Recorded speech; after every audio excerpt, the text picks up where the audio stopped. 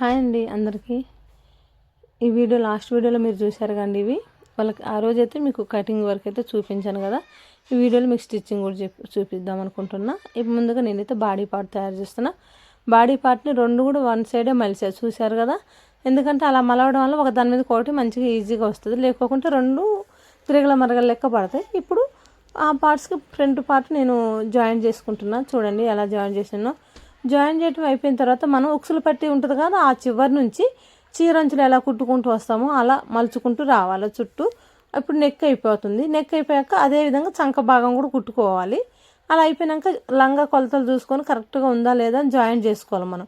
చూడండి ఇప్పుడు నేనైతే జాయిన్ చేశాను, కానీ కరెక్ట్గా లంగాకి వస్తుందా రావట్లేదని కూడా మనం కొలత పెట్టుకుంటే, అలా ఎందుకు ఇప్పుడే ఫస్ట్ కొలత పెట్టుకుంటున్నా నేను తర్వాత వీడియోలో తర్వాత చెప్తాను ఎందుకని.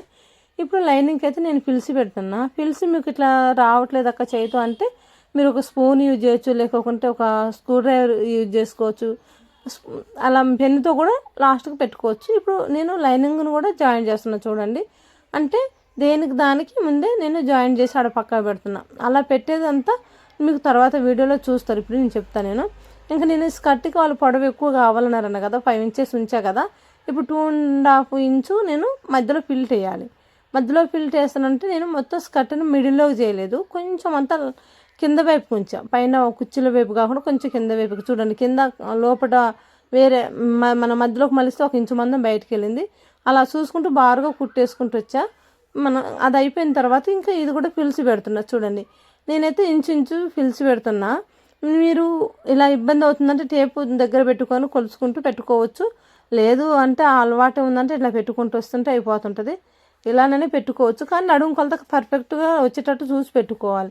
క్లాత్ ఎక్కువ ఉందనుకోండి, మనం ఎక్కువ మడుచుకుంటూ పెట్టుకుంటూ పోవాలి. అలా పోవడం వల్ల ఏంటంటే మనకు క్లాత్ గేరా ఎక్కువ వస్తుంది, నడుము తక్కువ వస్తుంది. అది కూడా ఎలానో నెక్స్ట్ వీడియోలో చెప్తా. ఇదైతే 2 మీటర్ ఉంది కాబట్టి మనకు అంత ఇబ్బంది అయితే పిలిచి పెడతానికి ఉండదు. ఇప్పుడు నేను ఈ లైనింగ్ని ప్లస్ బాడీ పార్ట్ని ఎలా జాయిన్ చేస్తానో చెప్తా. ఫస్ట్ అయితే మనం ఈ చివరి ఇప్పుడు మనం కుర్చీ పెట్టుకుంటూ వచ్చాం కదా, ఇదంతా జాయిన్ చేసుకుందాం. పీసులు లేకుండా అయితే నేనైతే 2 ఫోల్డ్స్ చేస్తున్నా. అంటే పట్టు పీసులు అవి బయటకు వెళ్ళకోకుండా. ఇంకా అలా వేయడం వల్ల ఏంటంటే మనకు ఏదైనా పట్టినా లాక్కొచ్చినట్టు అలా కాకుండా ఉండిపోయింది. ఇంకా ఇది అయిపోయింది కదా. చూడండి నేను ఎలా జాయిన్ చేస్తున్నా. ముందుగా అయితే నేను ఒరిజినల్ ఫ్యాబ్రిక్ని తిరగలు తీసిన. ఒరిజినల్ పైన ఉంది కదా పట్టు లంగాని, అదైతే తిరగలు తీసి దాంట్లోకి అయితే బాడీ పార్ట్ పెడుతున్నా. చూడండి ఆ బాడీ పార్ట్ పెట్టిన తర్వాత దానిలో నుంచి మళ్ళీ ఇప్పుడు మనం లైనింగ్ను కూడా దానిలో నుంచి తీసుకురావాలి. అంటే ఫస్ట్ లైనింగ్ వస్తుంది, మధ్యలో బాడీ పార్ట్ వస్తుంది, పైన వచ్చేసి మనకు పట్టు లంగాది వస్తుంటుంది. ఈ 3 కలిపి నడుములు ఫస్ట్ చూసుకున్నాం కదా సమానంగా ఉన్నదా లేదా అని. ఇప్పుడు ఈ 3 కలిపి మనం కరెక్ట్గా ఖర్చు అటు ఇటు పోకోకుండా 3 ఒకే లైన్ మీద వచ్చేటట్టు ఒక 1/4 ఇంచు ఖర్చు వదిలిపెట్టి కుట్టేసుకుంటూ చుట్టూ రౌండ్గా రావాలి. ఇలా ఒక 2 కుట్లు ఒకేసారి వేసుకుంటే అయిపోతుంటుంది. ఇలా వేయటం వల్ల ఎలా ఉంటుంది స్కర్ట్ అనేది మీకు ఇప్పుడు ఇది స్టిచ్ అయిపోయిన తర్వాత కనిపిస్తుంది. అలా కుట్టడం వల్ల పిల్లలకి ఓవర్లాక్ లేకోకుండా ఖర్చు అనేది బయటికి కనిపించదు. చూడండి లైనింగ్ కాడ ఖర్చు బయటికి అయితే కనిపించట్లే. అంటే లోపల ఖర్చు కనపడదు, పైన ఖర్చు కనపడదు. ఆ ఖర్చు అనేది మిడిల్లో ఆగిపోతుంది. అలా ఉండటం వల్ల పిల్లలు కూడా చాలాసేపు వేసుకొని ఉంచుకోగలుగుతారు. అందుకోసమనే ఇలా కుట్టా. ఇంకా చూపించా కదా, ఇదైతే నేనైతే గ్లూ పెట్టి అయితే నేను ఫ్యాబ్రిక్ ఒరిజినల్ను లైనింగ్ కలిసి అతికించానండి. నాకు అలా అలవాటు లేదు. నేనైతే ఇలానే మెడకైతే మెడ పట్టి కడుతున్నా. చూడండి అంటే లైనింగ్ను ఫస్ట్ ఒరిజినల్ ఫ్యాబ్రిక్ కదలకుండా స్టిచ్ చేసిన తర్వాత మెడ పట్టి కట్టి తిరగలేసేసి నేను స్టార్ నెక్ ఇచ్చా. తర్వాత ఇంకా బ్యాక్ను తిరగలేసి కుడుతున్నాండి. చూడండి ఫస్ట్ అంటే ఒరిజినల్ ఉండాల్సిందేమో లోపలికని పెట్టా, పైకం తిరగలిది పెట్టా.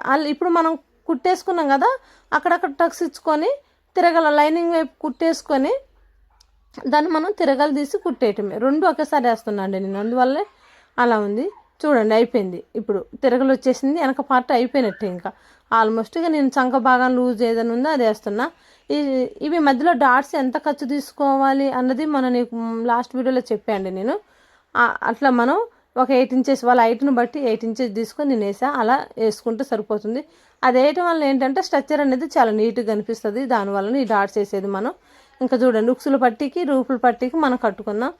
ఉక్సుల పట్టీకి ఏమో నేను అందులో ఉన్న లైనింగ్ ఉంటుంది కదా, ఆ లైనింగ్ని యూజ్ చేస్తా.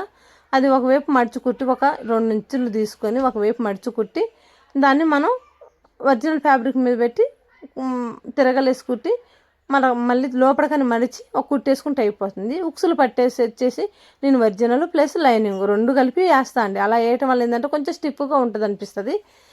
లైనింగ్ కలర్ షేడ్ అయినా ఒరిజినల్ పోదు కాబట్టి మంచిగా అనిపిస్తుంది. నేనైతే లెఫ్ట్ సైడ్ అయితేనేమో ఉక్సులు వస్తాయి మా సైడు, రైట్ సైడ్ అయితేనేమో రూపుల పట్టీలు వస్తాయి మాకు. మా సైడ్ అయితే అలా ఉంటుంది, అన్ని వైపులా అలా ఉండదు.